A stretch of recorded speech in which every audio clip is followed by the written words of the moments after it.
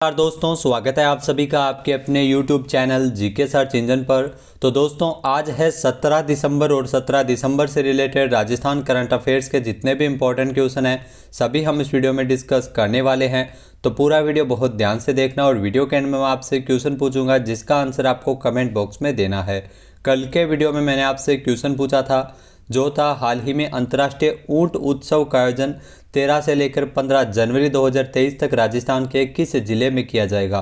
तो इसका आयोजन है वो बीकानेर में होगा, यानी कि ए ऑप्शन इसका बिल्कुल सही था। जिन दोस्तों ने ए ऑप्शन कमेंट बॉक्स में सही जवाब दिया था उनको हार्दिक शुभकामनाएं। बीकानेर में अंतर्राष्ट्रीय ऊंट उत्सव जो अगले साल 13 से लेकर 15 जनवरी 2023 तक आयोजित किया जाएगा। इस 3 दिवसीय अंतर्राष्ट्रीय ऊंट उत्सव का जो मुख्य आकर्षण केंद्र बीकानेर कार्निवल होगा, जिसमें बीकानेर की जो वास्तुकला, वाद्य यंत्र, वेशभूषा आधारित झांकी निकाली जाएगी। ऊंट उत्सव में मिस्टर बीकाणा, मिस मरवण, ऊंट सजावट पर जो फर कटिंग, ऊंट दौड़ प्रतियोगिताएं, जो डेजर्ट एरिया में कुश्ती, कबड्डी, खो खो, सापा बांधने की प्रतियोगिताएं और महिलाओं में मटका दौड़ प्रतियोगिताओं का आयोजन किया जाएगा। तो जिला कलेक्टर बीकानेर के भगवती प्रसाद कलाल की अध्यक्षता में कलेक्ट्रेट सभागार की जो बैठक हुई थी, जिसमें इसके निर्देश है वो दिए गए थे ऊंट उत्सव के सफल आयोजन को लेकर। ऊंट उत्सव में देशी और विदेशी पर्यटकों की भागीदारी सुनिश्चित हो सके, इसके लिए तैयारियों के लिए निर्देश है वो जारी किए गए थे। तो ऊंट उत्सव जो 13 से लेकर 15 जनवरी तक अगले साल बीकानेर में आयोजित किया जाएगा। चलिए स्टार्ट करते हैं आज के करंट अफेयर्स। पहला क्वेश्चन है, हाल ही में राजस्थान में 13वें राजस्थान ऊर्जा संरक्षण पुरस्कार समारोह का आयोजन कब किया गया था।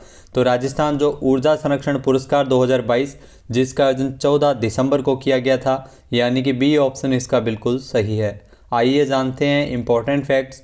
तो ऊर्जा मंत्री राजस्थान के भंवर सिंह भाटी की अध्यक्षता में जो राष्ट्रीय ऊर्जा संरक्षण दिवस के अवसर पर 14 दिसंबर को प्रदेश के 13वें राजस्थान ऊर्जा संरक्षण पुरस्कार समारोह का आयोजन किया गया था 14 दिसंबर को। ऊर्जा मंत्री भंवर सिंह भाटी द्वारा जो ऊर्जा संरक्षण दिवस के अवसर पर विभिन्न औद्योगिक समूह जिसमें नॉर्थ वेस्ट रेलवे, BSNL आदि सहित 34 व्यक्तियों और उद्यमियों को, संस्थानों को ऊर्जा दक्षता और ऊर्जा बचत हेतु उत्कृष्ट कार्यों के लिए पुरस्कार है वो दिया गया था और शील्ड और प्रमाण पत्र प्रदान किए थे। और सौर ऊर्जा के क्षेत्र में देश की सर्वाधिक परियोजनाएं स्थापित करते हुए राजस्थान देश में सौर ऊर्जा के मामले में प्रथम स्थान पर है। अगला क्वेश्चन है, राजस्थान के कितने जिलों के लिए मुख्यमंत्री अशोक गहलोत ने मेजर ध्यानचंद स्टेडियम योजना के तहत स्टेडियम के निर्माण के लिए राज्यांश के रूप में 1.85 करोड़ रुपए की वित्तीय स्वीकृति प्रदान की गई है। तो इसमें आपको बता दें कि राजस्थान के 4 जिलों के लिए, जी हाँ 4 जिलों के लिए मेजर ध्यानचंद स्टेडियम योजना के तहत जो खेल स्टेडियम बनाए जाएंगे और इसके लिए राज्य सरकार द्वारा 1.85 करोड़ रुपए का बजट है वो रखा गया है, यानी कि बी ऑप्शन इसका बिल्कुल सही है। आइए जानते हैं इंपॉर्टेंट फैक्ट्स। तो राजस्थान के 4 जिलों में मुख्यमंत्री अशोक गहलोत ने मेजर ध्यानचंद स्टेडियम योजना के तहत स्टेडियम निर्माण के लिए राज्यांश के रूप में 1.85 करोड़ रुपए के वित्तीय प्रावधान को स्वीकृति प्रदान की थी। 4 जिले जिसमें चूरू के राजगढ़ में स्टेडियम के निर्माण के लिए 1 करोड़ रुपये, लाडनू नागौर में, इसके अलावा पीपलदा कोटा, सुल्तानपुर कोटा में स्टेडियम निर्माण के लिए 25-25 लाख रुपए और चौथ का बरवाड़ा सवाई माधोपुर जिले में स्टेडियम के निर्माण के लिए 10 लाख रुपए की स्वीकृति जारी की है। स्टेडियम के निर्माण से प्रदेश के खिलाड़ियों को नियमित अभ्यास के लिए स्थानीय स्तर पर बेहतर खेल सुविधाएं उपलब्ध हो सकेगी। अगला क्वेश्चन है, जल शक्ति मंत्रालय पेयजल एवं स्वच्छता विभाग के स्वच्छ भारत मिशन ग्रामीण के तहत राजस्थान के किस जिले का चयन किया गया है। तो हाल ही में जो केंद्रीय जल शक्ति मंत्रालय द्वारा पेयजल एवं स्वच्छता विभाग के स्वच्छ भारत मिशन ग्रामीण के तहत राजस्थान के सिरोही का चयन किया गया है, यानी कि सी ऑप्शन इसका बिल्कुल सही है। आइए जानते हैं इंपॉर्टेंट फैक्ट्स। तो जल शक्ति मंत्रालय पेयजल एवं स्वच्छता विभाग के स्वच्छ भारत मिशन ग्रामीण के तहत राजस्थान से सिरोही का चयन है वो इसके लिए किया गया है। तो सिरोही का चयन इसके लिए किया गया है, जी हाँ, इसके तहत 31 मार्च 2023 तक ODF प्लस घोषित करने का लक्ष्य सरकार ने दिया है। जी हाँ, सिरोही का चयन है वो राजस्थान से किया गया है।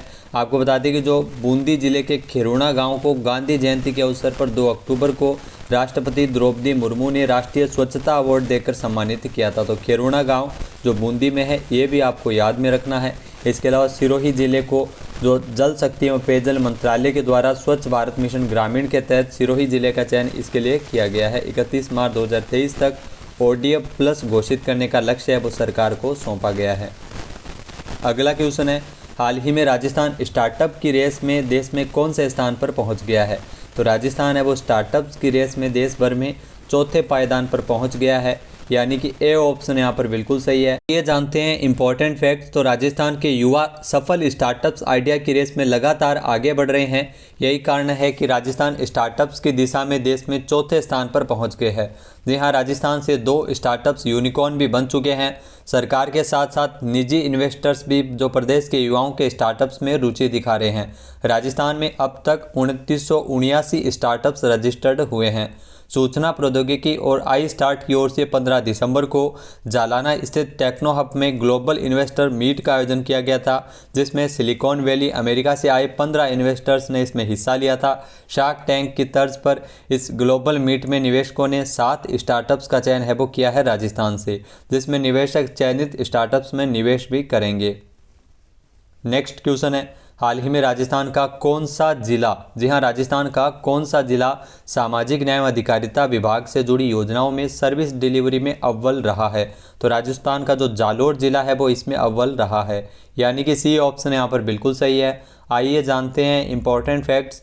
तो सामाजिक न्याय एवं अधिकारिता विभाग से जुड़ी योजनाओं में सर्विस डिलीवरी में राजस्थान का जालोर जिला है वो अव्वल है। विभाग की सभी 9 योजनाओं में हर माह जिलेवार रैंकिंग है वो जारी की जाती है।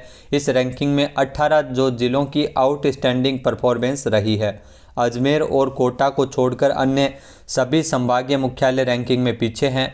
सामाजिक न्याय एवं अधिकारिता विभाग की 9 योजनाएं हैं, जिसमें वृद्धावस्था पेंशन योजना, दिव्यांग पेंशन योजना, पालनहार योजना, कन्यादान योजना, इसके अलावा जो SC ST आदि योजनाओं में प्रतिमाह मिलने वाले आवेदन, डिस्पोजल और प्रतिशत के आधार पर जिलों की परफॉर्मेंस रैंकिंग जारी की जाती है और उसी सर्विस डिलीवरी के आधार पर राजस्थान का जो जालोर जिला है वो अव्वल रहा है।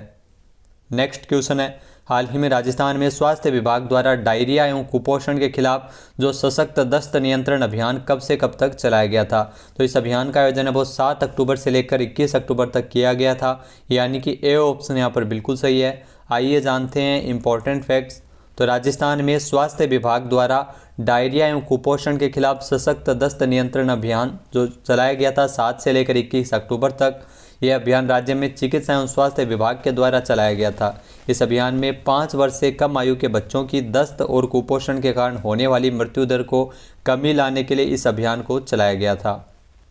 नेक्स्ट क्वेश्चन है, रूपाखेड़ा तांबेसरा राजस्थान के किस जिले में स्थित है जो खनन अयस्क के लिए चर्चा में रहे थे?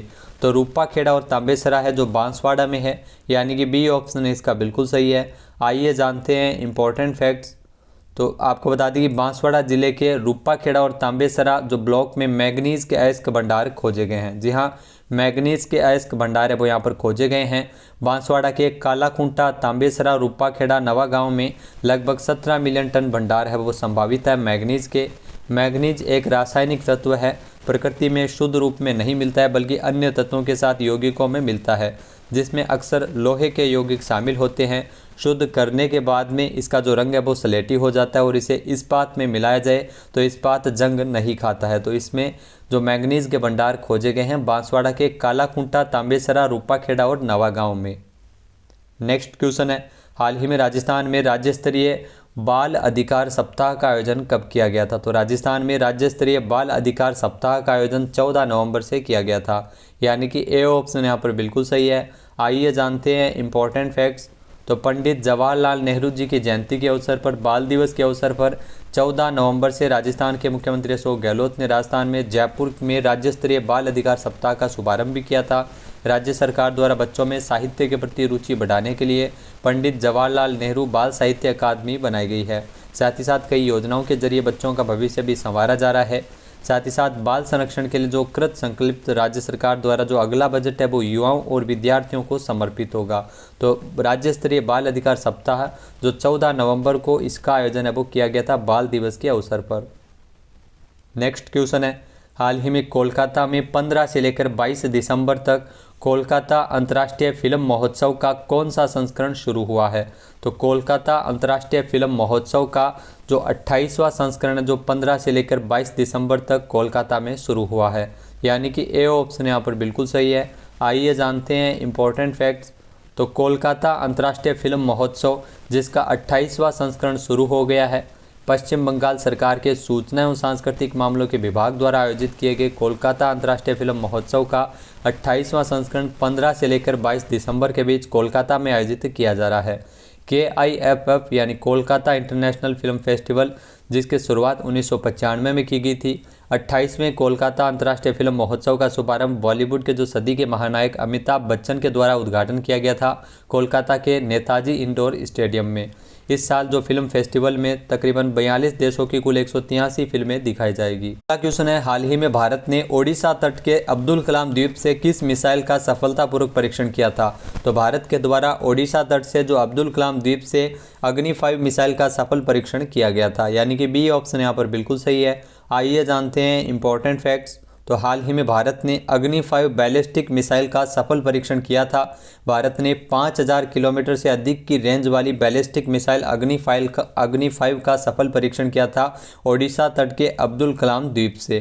जी हाँ, मिसाइल का जो फायरिंग परीक्षण है वो ओडिशा तट के अब्दुल कलाम द्वीप से किया गया था। ये लंबी दूरी की सरफेस टू सरफेस परमाणु सक्षम बैलिस्टिक मिसाइल है।